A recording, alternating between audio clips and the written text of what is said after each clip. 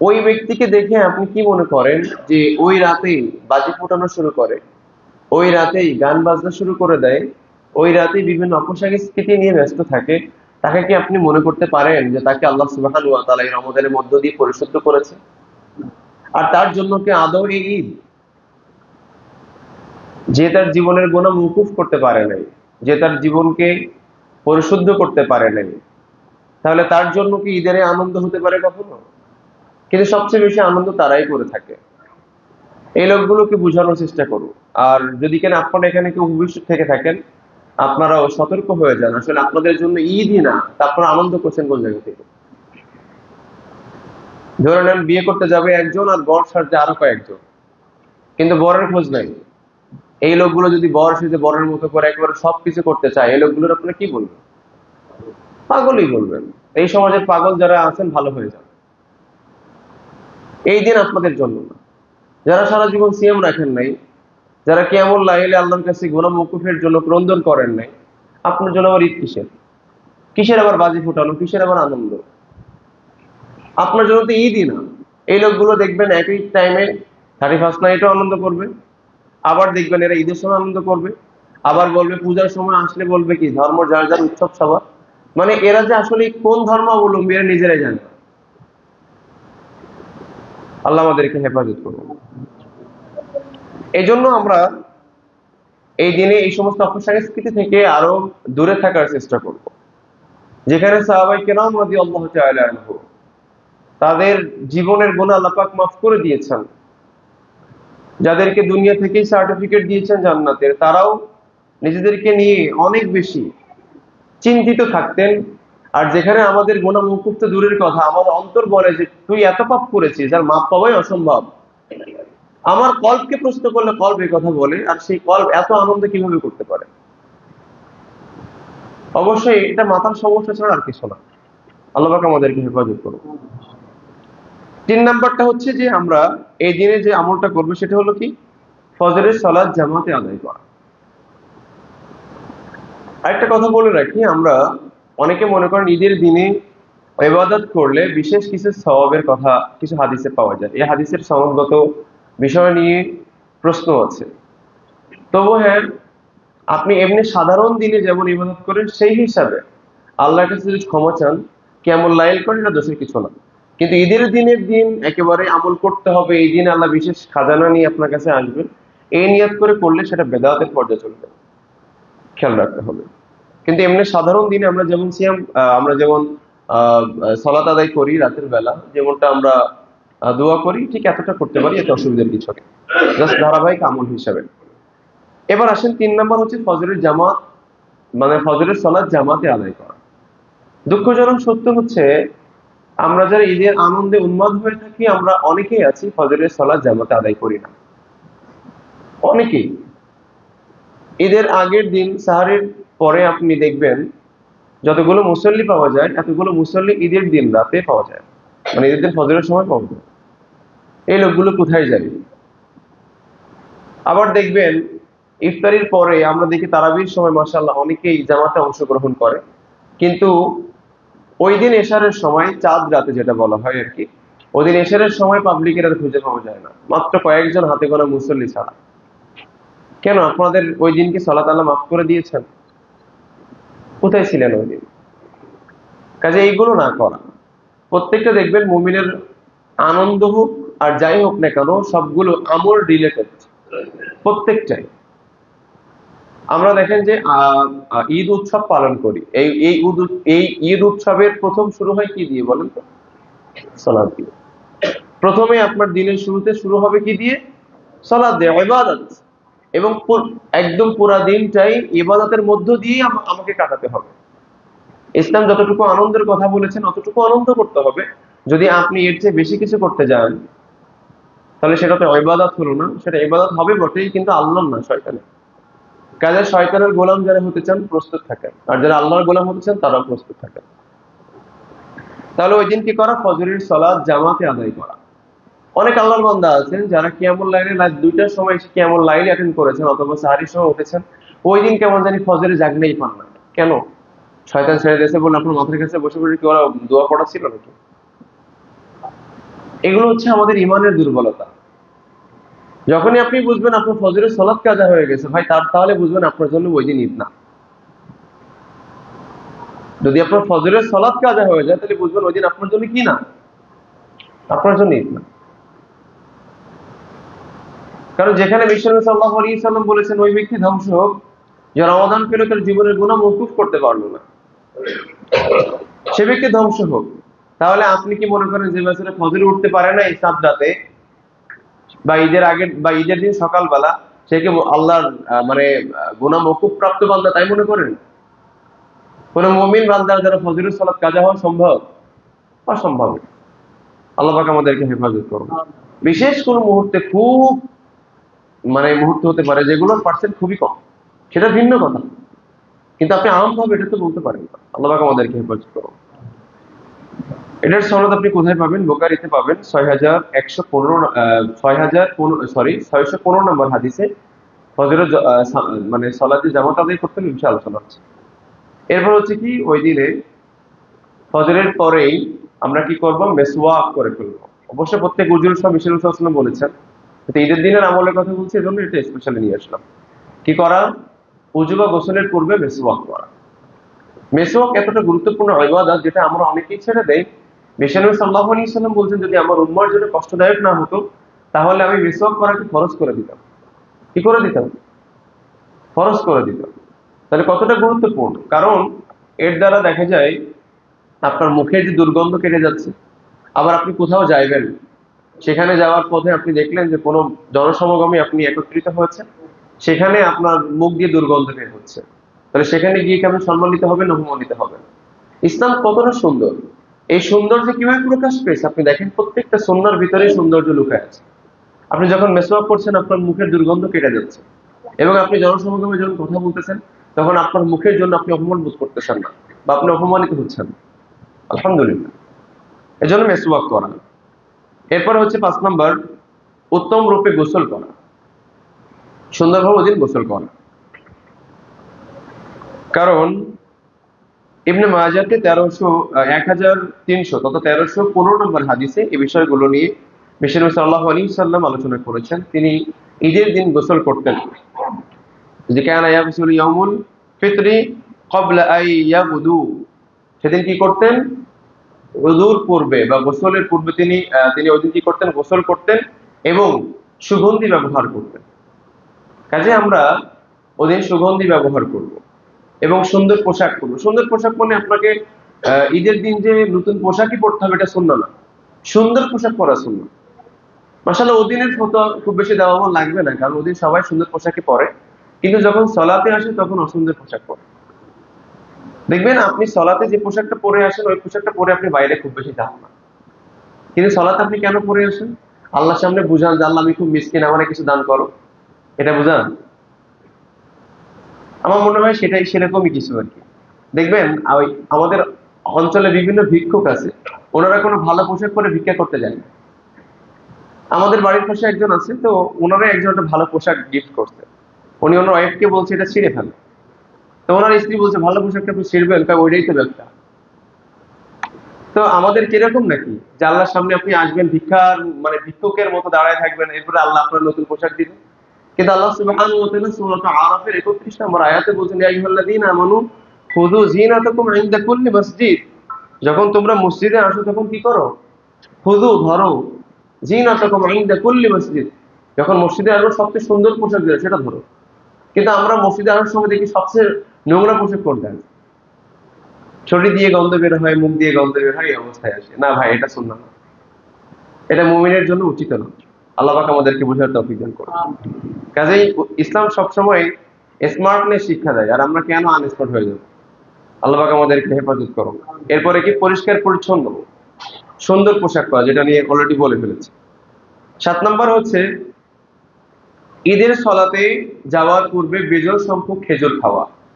এটা শুধুমাত্র ঈদ উল ফিতরের সময়, আর ঈদ উল আযহার সময় আপনি কিছু না খেয়েই যাবেন, কুরবানি করে কুরবানির মাংস দিয়ে খাবেন বা গোশত দিয়ে খাবেন। তাহলে ঈদ উল ফিতরের দিনে বেজোড় সংখ্যক খেজুর খেয়ে তারপরে ঈদের মাঠে যাব। এখন এই দলিলটা আপনি পেয়ে যাবেন বুখারী 953 এবং ইবনে মাজাহ 1700 56 নম্বর হাদিসে।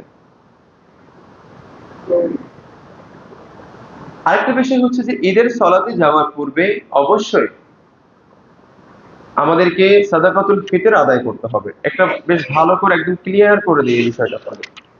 সাদাকাতুল ফিতর নিয়ে গত সপ্তাহে আলোচনা করেছিলাম, কিন্তু এই সপ্তাহে আরেকটু একদম ক্লিয়ার করে দিচ্ছি খুব সংক্ষেপে আর কি, যে বিষয়গুলো বাদ পড়েছিল। সাদাকাতুল ফিতর আমরা দেখা যায় আদায় করি, কিন্তু সেটা সাদাকাতুল ফিতরটাকে কেন সেটা আমি জানি আগে। এটার জন্য বিশ্বনবী সাল্লাল্লাহু আলাইহি ওয়াসাল্লাম আবু দাউদ, সুনান আবু দাউদ হাদিস নাম্বার 1609 নম্বর হাদিস, এখানে তিনি স্পষ্ট করে বলেছেন যে দেখেন, আন আব্বাস রাদিয়াল্লাহু তাআলা আনহু قال قال رسول সাল্লাল্লাহু আলাইহি ওয়াসাল্লাম فرض رسول সাল্লাল্লাহু আলাইহি ওয়াসাল্লাম যাকাতুল ফিতরি তুহরাতান লিসাইম, আমি যাকাতুল ফিতরকে কি করেছি, ফরজ করেছি। বিশ্বনবী সাল্লাল্লাহু আলাইহি ওয়াসাল্লাম বলেছেন যে আমি যাকাতুল ফিতরকে কি করেছি, ফরজ করেছি। এটা এই কারণে যে তোমরা যে সিয়াম পালন করো, সিয়ামের মধ্যে কি হয়, মিনাল লাগবি অর রাফাত, তোমাদের সিয়ামের মধ্যে টুকটাক কিছু গুনাহ হয়ে গিয়েছে, টুকটাক কিছু ভুল ত্রুটি হয়ে গিয়েছে। এই ভুল ত্রুটিগুলো মার্জনা করার জন্য তোমাদের জন্য সাদাকাতুল ফিতরকে ব্যবস্থা করা হয়েছে। এবং সাথে সাথে দেখেন বিশ্বনবী সাল্লাল্লাহু আলাইহি ওয়াসাল্লাম আরো বলছেন ওয়াতু'মাতা লিল মাসাকিন, এবং মিসকিন যারা আছে, অসহায় যারা, দরিদ্র যারা, এদের মাঝে ঈদের দিনে তাদের খাবারটা যাতে করে তারাও, তুমি যে এবং খাবার খাবে তারাও যেন খাবার খেতে পারে, কেউ না খেয়ে থাকে, মানে না খেয়ে না থাকে, এটাকে যাতে করে প্রত্যেকেই তার খাবার খেতে পারে, আনন্দ উৎসব মানে ঠিকঠাক মতো পালন করতে পারে, এজন্য তোমরা কি করবা, এই দিনে তোমাদের খাবার বা তোমাদের সাদাকাতুল ফিতরটা তাদের বাসায় পৌঁছে দিবা। কিন্তু আমরা অনেক সময় এমন হয়ে যায় যে একখানে রেখে দেই, ওটা ঈদের 2-1 দিন পরে, 3-4 দিন পরে দিয়ে দিয়ে না, এটা করবেন না। কারণ এই ব্যাপারে দেখেন নিচের অংশ দেখেন, আদহা ক্বাবলা সালাতি বা'দা সালাতি ফাহিয়া সাদাকাতু মিন সাদাকাত। বিশ্বনবী সাল্লাল্লাহু আলাইহি ওয়াসাল্লাম বলছেন যখন তোমরা এটা ঈদের সালাতের তোমরা যখন এটা ঈদের সালাতের পরে দিবে, তখন এটা শুধুমাত্র সাধারণ দান হিসেবে গ্রহণ করা হবে, কিন্তু এটা সাদাকাতুল ফিতর হিসেবে কি করা হবে না, গ্রহণ করা হবে না। কাজেই এটা অবশ্যই আমাকে কি করতে হবে, সালাতের আগেই তাদের বাসায় পৌঁছে দিতে হবে। এবার আসেন, শুধু কি ঈদের দিন দিব না ঈদের আগে দেওয়া যাবে সেই ব্যাপারে। আবু দাউদের আরেকটি হাদিস দেখেন, 10 নম্বর হাদিস 1610, সেখানে বিশ্বনবী সাল্লাল্লাহু আলাইহি ওয়াসাল্লাম বলছেন, আমি শুধু অর্থটা বলি তাহলে আমার সময় কম লাগবে। সেটা হচ্ছে বিশ্বনবী সাল্লাল্লাহু আলাইহি ওয়াসাল্লাম বলছেন, এটা ইবনে উমর রাদিয়াল্লাহু তাআলা আনহু তার একটি আমল পাওয়া যায়, তিনি কি করতেন, তিনি ঈদের 2 দিন, 1 দিন অথবা 2 দিন আগে থেকেও সাদাকাতুল ফিতর আদায় করতেন।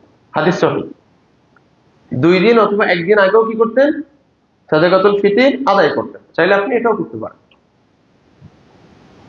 কিন্তু ঈদের সালাতের পরে যেন না হয়ে যায় সেটা আমরা খেয়াল রাখবো ইনশাআল্লাহ। আচ্ছা, আর এটার জন্য কি করতে হবে, আমাদের পরিবারের, আমরা জানি এই মাসলাটা, তারপর ক্লিয়ার করে দেই, সেটা হচ্ছে পরিবারের যে কয়জন সদস্য থাকবে, ছোট এবং বড়, আমি উপরের হাদিসে পড়ে ফেলেছি যে ছোট হোক বড় হোক প্রত্যেক মুসলিমের জন্য সাদাকাতুল ফিতর ওয়াজিব।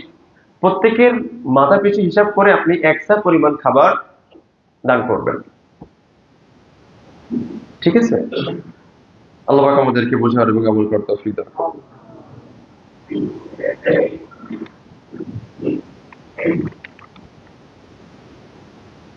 আর এটা আপনি কাদের মাঝে দিবেন সেটা আমি গত সপ্তাহে সূরাতুত তাওবা, এটার 8টি খাত, যাকাতের যে খাত, একই খাতেই অনেক স্কলারগণ বলেছেন যে আপনি যাকাতের যে 8টা খাত আছে এই খাতেই আপনি ব্যয় করতে পারেন।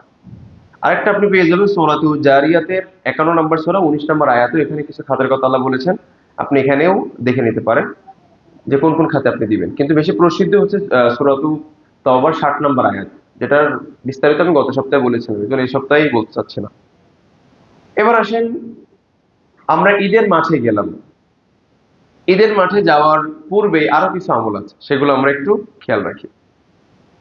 8 নম্বরটা হচ্ছে ঈদের নামাজ আদায় করা, এবং ঈদের নামাজ আদায় করার পূর্বে অবশ্যই আমরা একটা আমল করব, সেটা কি, সূর্য ওঠার পরপরই প্রথম সালাতটা যেন ঈদের সালাত হয়।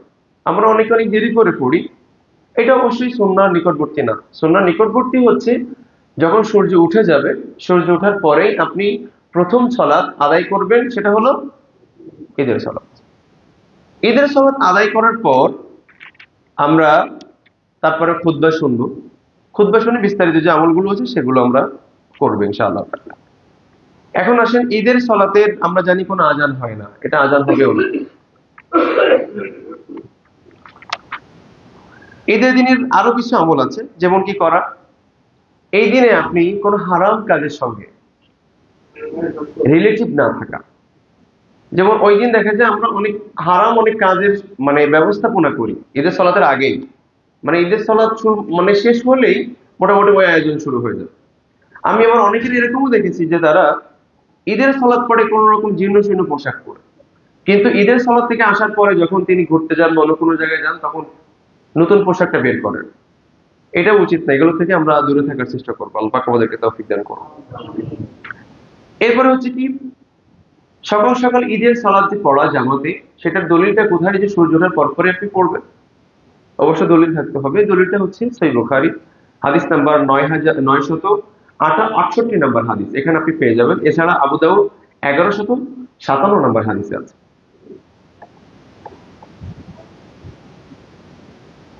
আর ঈদের সালাত হচ্ছে ঈদগাহে পড়া, এটা সুন্নাহ।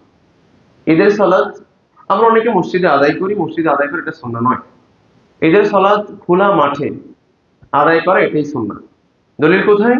সহিহ বুখারী হাদিস নাম্বার ৯৫৬ নম্বর হাদিস। এছাড়া আবু দাউদ ১১৫৮ নম্বর হাদিস। রাস্তা পরিবর্তন করা সম্ভব হলে আমরা কি করব, এক রাস্তা দিয়ে যাব, ডান রাস্তা দিয়ে গেলাম, আসার সময় আবার বাম রাস্তা দিয়ে আসলাম। এটা কেন? এটার কারণ হচ্ছে যে যাতে করে ডান রাস্তা দিয়ে আমি যখন যাচ্ছি ওই রাস্তায় যতগুলো মানুষের সঙ্গে দেখা হবে তাদের সাথে শুভেচ্ছা বিনিময় করা, দেখা সাক্ষাৎ করা, যেহেতু আনন্দ। যদি কেন আনন্দ আপনি চুপি চুপি করেন তাহলে কেন আনন্দ হয়? আবার যখন বাম রাস্তা দিয়ে আসবেন তখন আপনি সবার সাথে দেখা করবেন।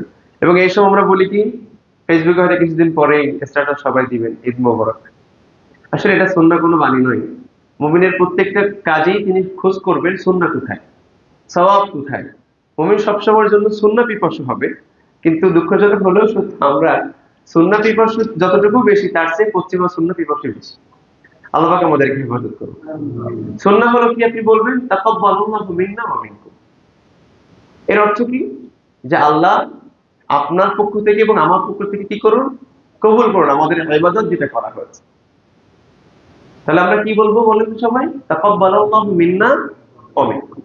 অবশ্য আপনারা সবাই এটা অনেকবার শুনেছেন, মুখস্থ আছে। এরপর হচ্ছে ঈদের মাঠে আমি যখন যাব, অনেকে দেখা যায় সামান্য একটু পথ কিন্তু বাইক নিয়ে যায়, একটু বাইক নিয়ে গেলে কেমন যেন একটা জোশ আসে। তো এইটা না করা, ঈদের দিন পায়ে হেঁটে যাবেন, এটাই সুন্নাহ। ঈদের দিন পায়ে হেঁটে যাবেন।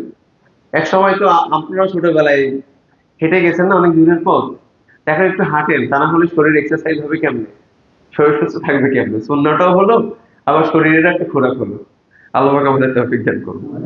পায়ে হেঁটে যাওয়া, এর দলিল কোথায়? ইবনে মাজাহ হাদিস নাম্বার ১২৯৫ নম্বর হাদিস। এছাড়া তিরমিজিতেও আছে, আবু দাউদে হাদিসটা পেয়ে যাবেন আপনি। ঈদের শুভেচ্ছা জানানো এই হাদিসের রেফারেন্স সম্মত দেওয়া হয়নি। এটা রেফারেন্স হচ্ছে যে তাকাব্বালাল্লাহু মিন্না ওয়া মিনকুম আপনি বলবেন, এটা বাইহাকি ২ নম্বর খণ্ড ৩১৯ নম্বর পৃষ্ঠা এটা পেয়ে যাবেন। ঈদের সালাতের পূর্বে অন্য কোনো সালাত না পড়া, ঈদের সালাতের পূর্বে অন্য কোনো সালাত আদায় না করা। যেমন অনেকে ইশরাকের জন্য ওয়েট করতে পারেন মসজিদে, কারণ ইশরাক পড়লেই কবুল হজ এবং উমরার সওয়াব, যদি এখন টাকায় কনভার্ট করি কমপক্ষে ৮ লক্ষ টাকা। এই সুযোগ কে ছেড়ে দেয়, তাই না? কিন্তু ঈদের দিন এটা না করাই সুন্নাহ। ঈদের দিন ইশরাকটা আপনি পড়বেন কখন? ঈদের সালাতের পর। এখন এই দলিলটা কোথায় আছে? দলিলটা হচ্ছে ইবনে মাজাহ হাদিস নাম্বার ১২৯৩ নম্বর হাদিস, এখানে আপনি পেয়ে যাবেন। এরপরে হচ্ছে ঈদের সালাতে, এই কথা আবার বলবো না জানি আমার বিপদ হয়ে যায়, ঈদের সালাতে নারীদেরকে আহ্বান করা, বললেই তো ফিতনা। আল্লাহ পাক আমাদের হেফাজত করুন। একজন নারী তিনি বিশ্বনবী সাল্লাল্লাহু আলাইহি সাল্লামকে বলছেন, আচ্ছা বলেন আমাদের মা বোনরা কি শুধু আমাদের জন্য খাবার প্রস্তুত করবে, এদের কি ঘোরাফেরা আর কিছু নাই, বা ইবাদত কি শুধুমাত্র আমাদের জন্য, তারা কি আর ইবাদত করবে না? কিন্তু আমরা কেমন জানি মা বোনরা যখন এই কদরের সময় কদর পালন করার জন্য মার্কেটে গিয়েছিল তখন ফেতনা হয়নি, এরপরে তারা যখন ঈদের দিন ঘুরতে যাবে তাও ফেতনা হবে না, এরপরে যখন আমাদের যে হুজুর গুলো যারা বলেন আল্লাহ পাক তাদেরকে সহি বুঝদান করুন, তারা আমাদের ভাই, তাদের নিয়ে আমাদের কোনো বিদ্বেষ নাই, কিন্তু আমি সুন্নাহর আহ্বান করব, যারা তারাই মাহফিল যখন করেন, মাহফিলের সময় মা বোনরা তারা বিভিন্ন জায়গায় মাহফিল শুনতে যান, বাদাম খান, ফুচকা খান, ঘুরে বেড়ান, তখন ফেতনা হয় না। কিন্তু তখন মনে কেমন জানি শয়তান মনে হয় পলাই থাকে, যত শয়তান সব মসজিদের ঈদগাহে। আল্লাহ আমাদের হেফাজত করুন। কিন্তু এটা সুন্নাহ, এতটাই গুরুত্বপূর্ণ সুন্নাহ, বিশ্বনবী সাল্লাল্লাহু আলাইহি সাল্লাম তিনি, তার কাছে একজন বোন বলতেছেন, একজন নারী সাহাবিয়া তিনি বলতেছেন, ইয়া রাসূলুল্লাহ সাল্লাল্লাহু আলাইহি সাল্লাম, আমার তো ওড়না নাই, তো আমি কি করব? তখন তিনি বললেন যে তোমার এক বোনের কাছ থেকে ধার করে ওড়না নিয়ে হলো ঈদগাহে যাও। আরেকজন বললেন যে আমি তো অসুস্থ, আমার জন্য তো সালাত হারাম, আমি কি করব? তখন তিনি বললেন তুমি যে খুতবা শুনবা তাও যাবা না। কিন্তু আমরা বলি কি যে না, খবরদার যাইও না, গেলেই কিন্তু সমস্যা আছে। আল্লাহ আমাদের সহি বুঝদান করুন। আচ্ছা, এখন নারীদেরকে উৎসাহিত করতে হবে, দলিল কোথায়? দলিল হচ্ছে বুখারী হাদিস নাম্বার 977 এবং 63 এবং 977। এছাড়া অনেক একাধিক হাদিস আছে এই ব্যাপারে। 980 নম্বর হাদিসও আছে, মিশকাতে 1431 নম্বর হাদিসও আছে। এরপর হচ্ছে কি, মনোযোগ সহকারে আমরা এবার তারপরে কি করব, এবার আমরা আহ খুতবা শোনার জন্য, সালাত আদায়ের জন্য মাঠে চলে যাব। মাঠে গিয়ে সরাসরি আমরা তাকবীর পড়তে পড়তে গিয়েই সালাত শুরু করব। সূর্য ওঠার পরে প্রথমে সালাত আদায় করব। এখন সালাতের পদ্ধতিটা কি হবে, আমি আপনাদের সালাতের পদ্ধতিটাও বলে দিই। যেহেতু এক বছর পরে মাত্র বছরে 2বার সালাত আদায় করি, তাও আবার বিভিন্ন পদ্ধতিতে, তো এই পদ্ধতিটা কি অনেক সময় আমরা ভুলে যায়, সেটা আমি আপনাদেরকে খুব শর্টে বলে দিচ্ছি, একটু মাথায় রাখেন। রেফারেন্স দিয়ে বলবো ইনশাআল্লাহ, সমস্যা নেই। যদি সমস্যা মনে হয় এই রেফারেন্স গুলো খুঁজে দেখেন আসলে ঠিক আছে কিনা। 1 নম্বর, ঈদের সালাতের পদ্ধতি। ঈদের সালাত হচ্ছে 2 রাকাত, এটা নিয়ে কারোর ইখতিলাফ নেই। ইখতিলাফ হচ্ছে যে ঈদের সালাতের জন্য আমরা যখন যাব, খুতবা প্রথম দেওয়া এটা সুন্নাহ নয়, খুতবা লাস্টে দেওয়া এটাই সুন্নাহ।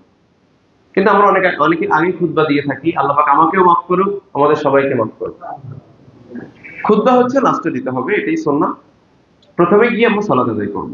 সালাতের পদ্ধতি কি? প্রথম আমরা 2 রাকাত সালাত আদায় করব। 2 রাকাত সালাতে প্রথমে আমরা গিয়ে আল্লাহু আকবার বলে হাত বাঁধলাম, এভাবে আমরা 7 বার তাকবীর বলবো। কয়বার? 7 বার আল্লাহু আকবার, প্রত্যেকবারে হাত বাঁধবো। হাত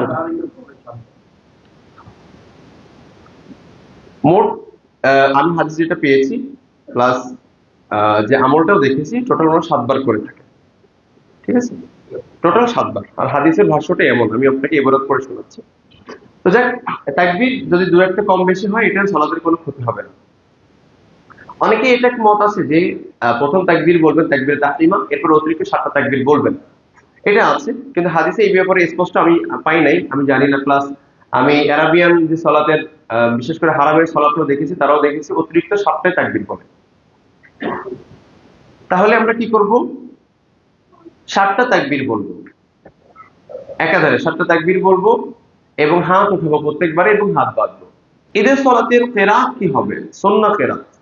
সুন্নাহ কিরাত হলো 4টা সূরার কথা পাওয়া যায়। 1 নম্বর, ঈদের সালাতে সূরাত আলা এবং 2য় রাকাতে সূরাত গাশিয়া তেলাওয়াত করা। আরেকটা পাওয়া যায় যে সূরাত কফ ও সূরাত কামার তেলাওয়াত করা, দুটোই সুন্নাহ। এখন আসেন 7 তাকবীরের এবং 5 তাকবীরের যে আপনি ঈদের সালাত আদায় করবেন, এটা রেফারেন্সটা কি হবে সেটা আগে বলি। আবু দাউদ হাদিস নাম্বার 1149 নাম্বার হাদিস। এবং কিরাত যে আপনি পড়বেন সাব্বিহ ইসমা রাব্বিকাল আলা এবং হালাতাক হাদিসুল গাশিয়া, এই দুইটা সূরা পড়বেন, এটার রেফারেন্স হচ্ছে আবু দাউদ 1154 নম্বর হাদিস। এছাড়া নাসাই এবং মিশকাতে হাদিসটা পাওয়া যায়। এবং সূরা কফ এবং কমর যে আপনি যে পড়বেন, এই ব্যাপারে রেফারেন্স কোথায়? রেফারেন্স হচ্ছে যে মিশকাত হাদিস নাম্বার 841 এবং তিরমিজি 534। সালাত শেষে খুতবা দেওয়া, এই ব্যাপারে বুখারীতে তিনটা হাদিস পাওয়া যায়। এছাড়া আরো অনেক কিতাবে অনেক হাদিস আছে, আমি মাত্র তিনটা কোটেশন করেছি। এক নম্বর 957, 963, 951। এই হাদিসগুলোতে আপনি পেয়ে যাবেন যে খুতবা দিতে হবে কখন?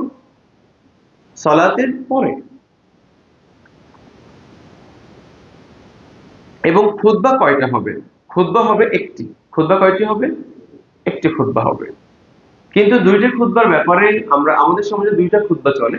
এই দুইটা খুতবার ব্যাপারে সরাসরি সহিহ কোনো দলিল পাওয়া যায় না। হ্যাঁ, একটা হাদিস আছে যেটা ইবনে মাজাহ হাদিস নাম্বার 1289। এই হাদিসটার সনদ জয়ীফ, আপনারা দেখে নেবেন। এই হাদিসটা কি আছে? দুর্বল। কাজে এই দুর্বল হাদিসের উপর আমরা আমল করবো নাকি সহিহ হাদিসের উপরে আমল করব, এটা আপনি বিবেচনা করেন কোনটা আমরা বেশি করব। আমি বললাম আপনি এই সাইডে যদি কিনা যান বাজারের দিকে, তাহলে রাস্তা কোনো জায়গায় খারাপ হতে পারে। এই সাইডে যদি আপনি যান কোনো সমস্যা নেই, নিঃসন্দেহে রাস্তা ভালো। আপনি যদি বুদ্ধিমান হয়ে থাকেন এই রাস্তা দিয়েই যাবেন, ঠিক কিনা? তাহলে আপনি এবার বুঝেন হাদিসের ক্ষেত্রে আপনি কোনটা বলবেন। আচ্ছা,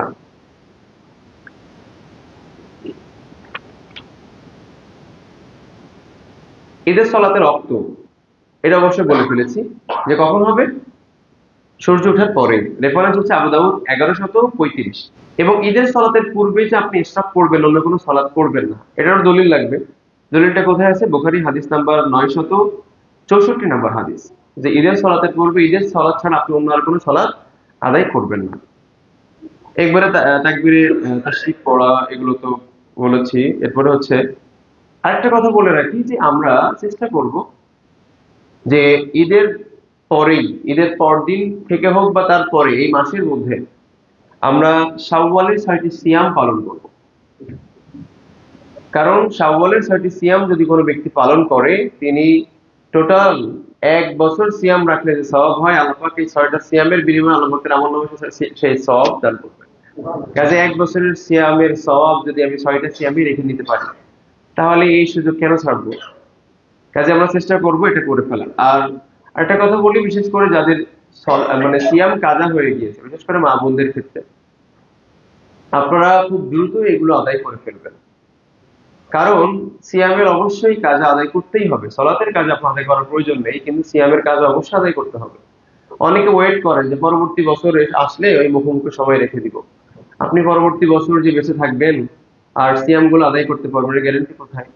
কাজে যেহেতু আমাদের হায়াতের গ্যারান্টি নাই, খুব দ্রুত আমরা এগুলো আদায় করে ফেলবো ইনশাআল্লাহ তাআলা। আল্লাহ পাক আমাদেরকে তৌফিক দান করুন। তাহলে সালাত আমরা কিভাবে আদায় করবো সেটা বুঝতে পারছি। আমি একদম শর্ট করে যদি এবার বলি, আমরা কি করবো? প্রথমে গিয়েই মাঠে চলে যাব এবং গিয়েই আমরা প্রথমে 7 তাকবীর মানে আল্লাহু আকবার বলে কি বলবো? 7টা তাকবীর আমরা দিব। এরপরে কেরাত করব, রুকু সিজদা করব। এরপরে কি করব? দ্বিতীয় রাকাতে আবার আল্লাহু আকবার বলে উঠে অতিরিক্ত 5টা তাকবীর বলবো, কেরাত করব, রুকু করব, সিজদা করব, সালাত শেষ করে ফেলবো। ঠিক আছে? একদম শর্ট। আচ্ছা, এরপরে সাদাকাতুল ফিতরের বিষয়টা আমরা বললাম যে অবশ্যই আমরা এটা কি করব? আমাদের ফ্যামিলির যে কয়েকজন মেম্বার্স রয়েছে তাদের পক্ষ থেকে আমরা অবশ্যই এটা আদায় করে ফেলবো ঈদের সালাতে অবশ্যই আগে। আল্লাহ পাক আমাদেরকে বোঝার এবং আমল করার তৌফিক দান করুন। এবার আসেন ঈদের দিনে বর্জনীয় যে আমলগুলো আছে, কি কি কাজ আমরা করব না। অবশ্যই কি করব না এটা আমরা জানি সবাই, তারপর আমার জায়গা থেকে আমার দায়িত্ব আপনাদেরকে এগুলো সতর্ক করা, তাই আমি করতেছি। 1 নম্বর, ঈদের সালাতে দেখা যায় প্রিপারেশন আমাদের অন্যরকম ভাবে শুরু হয়ে যায়। ঈদের দিন কেমনে কাটাবে মানে দিশাই খুঁজে পাই না। ঈদের দিনে মানে এত আয়োজন, এবং আমরা যারা গার্ডিয়ান আছি আমরাও বলি পোলাপান একটু দিন এমনই করে, সমস্যা না, ওই পোলাপান যখন জাহান্নামে যাবে ওরা একা যাবে না, আপনাদের জামাতে নিয়ে ওয়েট করেন। কাজেই আপনারা এই অপকর্মে অন্যের অবশ্যই বাধা দিবেন, তাদেরকে বোঝানোর চেষ্টা করবেন। আপনার টাকায় তারা গুনাহের কাজ করবেন, আপনি মনে করছেন আপনার আল্লাহ ধরবেন না, এত সহজ। আমরা অবশ্যই খেয়াল রাখবো আমাদের ফ্যামিলির ভিতরে যাতে করে সুন্নাহ প্রতিষ্ঠা করতে পারি। সুন্নাহ শুধুমাত্র সালাতে নয়, সুন্নাহ প্রত্যেকটা ক্ষেত্রে। মুমিনের প্রত্যেকটা জীবনে কি সুন্নাহর বিধান নাই? প্রেসিডেন্ট সাল্লাল্লাহু আলাইহি ওয়াসাল্লাম তার জীবনের প্র্যাকটিক্যালি আমাদেরকে দেখিয়ে দিয়েছেন কোথায় কোন কাজ করতে হবে। কাজে সুন্নাহ তো আর মানে শুধুমাত্র সালাতের মধ্যে সীমাবদ্ধ নয়, সুন্নাহ প্রতিটি ক্ষেত্রে। কাজে আমরা প্রতিটি ক্ষেত্রে সুন্নাহর পাবন্দী হওয়ার চেষ্টা করবো। আল্লাহ পাক আমাদেরকে তৌফিক দান করুন। আল্লাহুম্মা আমিন। 1 নাম্বার, গুনাহ এবং অশ্লীলতার কাছ থেকে কি করব? আমরা সম্পূর্ণরূপে দূরে থাকবো। এই দিনে যদি কোথাও হয়ও, আমরা অবশ্যই তাদেরকে বাধা প্রদান করব। এই যে দিনে যতই আমি ওয়াজ করি না কেন, কিছু আল্লাহর বান্দা আছে এরা কাজগুলো করবে, অবশ্যই এদের কাছে আপনারা যাবেন, এদেরকে বাধা প্রদান করবেন। কারণ কোন সমাজে যখন কোন আল্লাহর নাফরমানি হয়, তখন আল্লাহর গজব নাজিল হয়। আর গজব যখন নাজিল হয়, শুধুমাত্র যারা বাদ আছে তাদের উপর না, ভালো মন্দ সবার উপর একসাথেই হবে, বুঝছেন? এই জন্য আপনি মনে করছেন যে আপনি মনে হয় এই গানের সঙ্গে বা অশ্লীলতার সঙ্গে জড়িত নাই বলে আপনি বেঁচে যাবেন না। আপনাকে আমাকে আল্লাহ ধরবেন, অন্ততপক্ষে ন্যূনতম আমাদের এটা বাধা দেওয়া দরকার। আর অবশ্যই বাধা দিলে এই সমাজ থেকে এই অশ্লীল কাজ অবশ্যই উৎখাত করা সম্ভব। আলহামদুলিল্লাহ, আমি একাধিকবার সফল হয়েছি, একাধিকবার আলহামদুলিল্লাহ আমি সফল হয়েছি। কাজে এটা সফল হওয়া আহামরি কিছু না। আপনার এখন লাঠি ঠেঙ্গা নিয়ে যাওয়া দরকার নেই, বুঝান, পাবলিকলি ওরা বুঝবে। সবচেয়ে দুঃখজনক বিষয় কি জানেন? আমরা গার্ডিয়ান আমাদের সন্তানগুলোকে দুনিয়ার বিভিন্ন কল্যাণমুখী কাজের জন্য যতটুকু উৎসাহিত করি, জান্নাতের জন্য অতটুকু উৎসাহিত করি না। এই জন্য আমাদের সন্তানগুলো পথভ্রষ্ট হয়। আমাদের এই সমাজের যে পোলাপানগুলা বিভিন্ন অন্যায়ের সঙ্গে লিপ্ত হয়, এদের কাছে আপনি বলেন যে কতদিন তাদের কাছে কোরআন এবং হাদিসের বা আল্লাহর ভয়ে দাওয়াত নিয়ে গেছেন? জান নাই। এই জন্য তো এই সমাজ পরিবর্তন হয় না। এই সমাজ একজনের দ্বারা পরিবর্তন হওয়া সম্ভব না, দ্রুত। সবাই যখন এগিয়ে আসবে, তবে অবশ্যই এই সমাজ খুব দ্রুতই পরিবর্তন হবে ইনশাআল্লাহ। কাজে আসুন আমরা চেষ্টা করি প্রতিটি ক্ষেত্রে আমরা এগিয়ে আসি। আল্লাহ পাক আমাদেরকে তৌফিক দান করুন। 2 নম্বর হচ্ছে ঈদের দিনে সলাতে অলসতা করা, যেটা বলে ফেলেছি। 3 নম্বর, প্রিয় মা এবং বোন, আমি আপনাদেরকে স্পেশালি নাসিহা করছি, আপনারা খেয়াল রাখবেন ঈদের দিনে যেন আপনাদের দ্বারা কোনো অশ্লীল কাজ না হয়ে যায়। আপনি যদি নিজেকে সংরক্ষণ করতে পারেন, তাহলে আপনার দ্বারা অনেক মানুষ গুনাহ থেকে দূরে থাকতে পারবে। আর আপনি যদি নিজেকে গুনাহ করার জন্য একেবারেই লেলিয়ে দেন, তাহলে আপনার থেকে মানুষ গুনাহ আহরণ করবে, আর এর একটা পার্সেন্টেজ আপনার আমল নামে যাবে। কাজেই আপনি নিজেকে সংযত রাখেন। প্রয়োজনে ঈদের দিন যদি মনে হয় অশ্লীলতা বেশি হবে, বের হওয়ার দরকার নেই। আরে মুমিনের আনন্দ তো দুনিয়ায় শেষ না, মুমিনের আনন্দ তো মূলত জান্নাতে। মুমিন কেন তার সারা জীবনের জান্নাতকে হারিয়ে দুনিয়ার সামান্য আনন্দ ভোগ করবে? মুমিনের জন্য আল্লাহ পাক জান্নাতে যে আনন্দ রেখেছে, এই আনন্দ কি সারা জীবন আমি যদি ওয়াজ করে যাই বলা সম্ভব? শেষ করা সম্ভব কখনো? কখনোই সম্ভব না। আল্লাহ সুবহানাহু এত নিয়ামত আমাদের জন্য রেখেছেন, কাজে দুনিয়ার আনন্দ নিয়ে এত ব্যস্ত কেন? দুনিয়ার আনন্দ ছুটে গেলে যাক, যেন আমাদের জান্নাতের আনন্দ ছুটে না যায়। কিন্তু দুঃখজনক হলো সত্য, আমাদের জান্নাতের আনন্দ আমরা একেবারে বিলীন করে দিই দুনিয়ার সামান্য আনন্দের কারণে। আল্লাহ পাক আমাদেরকে বোঝার এবং আমল করার তৌফিক দান করুন। এবং এই দিনে অতিরিক্ত অপব্যয় না করা। কি না করা? অনেক বাচ্চারা আমাকে বলতেছিল, হুজুর এই দিনে আতশবাজি ফোটাবো কিনা? ওদেরকে আমি বললাম যে এগুলো করুন, এগুলো অপচয়, এগুলো দ্বারা মানুষের ক্ষতি হয়, এর দ্বারা গুনাহ হবে, প্রয়োজনে এগুলো সাবস্ক্রাইব করে দিও। তো ওই বাচ্চাগুলো একেবারে ওই আসরে আমাকে বলতেছে, হুজুর ঠিক আছে, তাহলে আমি নিয়াত করছি যেগুলো হবে এগুলো আমরা কি করে দিব, দেওয়া সাবস্ক্রাইব করে দিব। দেখছেন, বাচ্চাগুলোকে অল্পতে আপনি বুঝাতে পারবেন, বুঝান, শুধু এদের বুঝ দিলেই দেখবেন এরা নিবে। কিন্তু আমরা বুঝ সঠিকভাবে আমরা ওদের কাছে পৌঁছে দিই না, এই জন্য তারা আসলে বুঝে না, তারা গুনাহের দিকে ধাবিত হয়। কারণ এরা ওই যে বিভিন্ন সেলিব্রিটিদেরকে দেখছে এরা এগুলো করে, ব্যাস তাদের দেখে তাদের সুন্নাহগুলো এরা ফলো করে।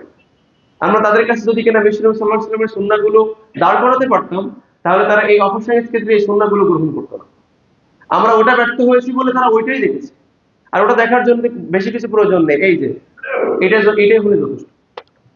আর প্রত্যেক বাচ্চার হাতেই আমরা তাদেরকে শান্ত করার জন্য এটাই ধরিয়ে দিয়েছি। আল্লাহ পাক আমাদেরকে হেফাজত করুন। তাহলে এদিন আমরা কি করবো না? অপচয় করবো না। অনেকে দেখবেন প্রচুর পরিমাণে খাবার অপচয় করে। বাসায় যদি কেউ যায়, এই দিনে কি করবেন? বাসায় গিয়েছেন, খাবার দিয়েছেন, তো অর্ধেক খাবার অর্ধেক রেখে দিবে। যদি পুরোটা খেতে বলবো, দেখো সারা জীবন খেয়ে থাকে না, পুরোটাই খেয়ে ফেলছে।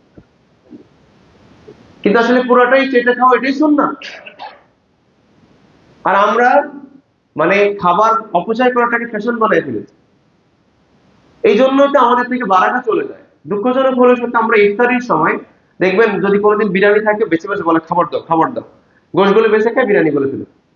অনেকে আছে দেখবেন খাবারের প্লেট নেয় 2-3টা অথবা 2টা বা একটা প্লেট নিয়ে উনি কি করে, চিড়া যেগুলো উনি খায় না উনিগুলো ফেলে দিয়ে দেয়। ছোলাগুলো খাইছে, মুড়িগুলো ফেলে।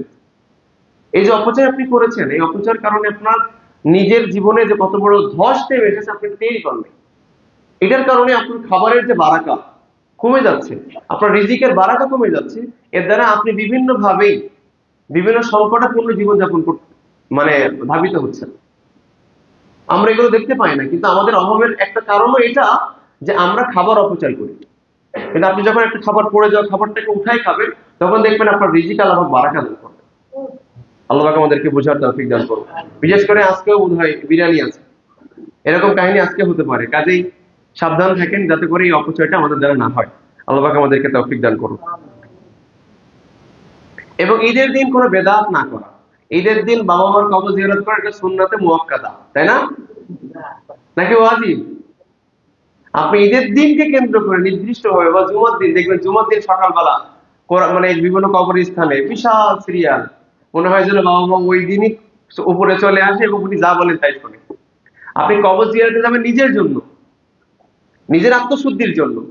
আর আপনার দোয়া যেগুলো করা দরকার, আমল করা দরকার, সারা জীবন করতে পারবেন, সবসময় যে কোনো জায়গায় করতে পারবেন। কবরের পাশে গিয়েই করতে হবে সেটা এমন না। হ্যাঁ, আপনি কবর জিয়ারত যদি করেন সমস্যার কিছু নেই, কিন্তু এই নিয়াত না থাকা যে ঈদের দিন কবর জিয়ারত করা সুন্নাত, এই আমলের নিয়াত করলে তখন সেটা কি হয়ে যাবে? বেদাত। আল্লাহ পাক আমাদেরকে বোঝার তৌফিক দান করুন। আল্লাহুম্মা আমিন। রব্বানা আতিনা ফিদ দুনিয়া হাসানাহ ওয়া ফিল আখিরাতি হাসানাহ ওয়া কিনা আযাবান্নার।